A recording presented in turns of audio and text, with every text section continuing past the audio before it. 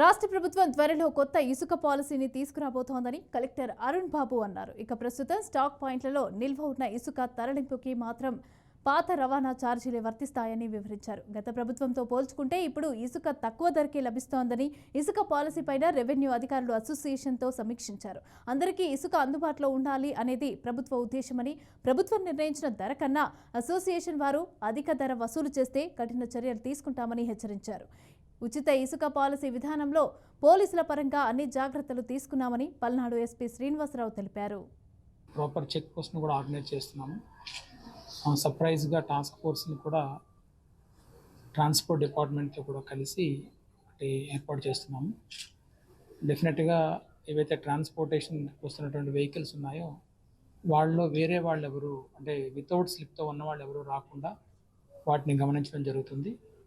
అట్లాగే ప్రాపర్గా స్లిప్ ఎక్కడ తీస్తున్నారో అక్కడ నుంచి ఆ స్లిప్ పట్టుకుని వచ్చిన వాళ్ళని లైన్లో మనం అలౌ చేసేటట్టుగా ప్లాన్ చేస్తున్నాము.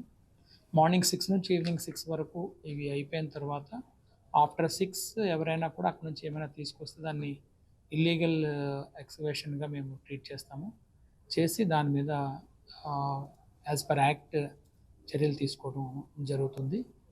సో ట్రాన్స్పోర్టర్స్ అదర్ పీపుల్ ఎవరైతే ఉన్నారో వాళ్ళు శాండ్ కోసం వచ్చేవాళ్ళు కూడా ఈ బుకింగ్ టైమింగ్స్ని వాళ్ళకి ఇచ్చిన స్లాట్ని గమనించమని, అట్లాగే వెహికల్స్ని కూడా ప్రాపర్ లైన్లో వాళ్ళు వస్తే అందరికీ కూడా సక్రమంగా శాండ్ అందుతుంది కాబట్టి అదేవిధంగా రమ్మని చెప్తున్నాము.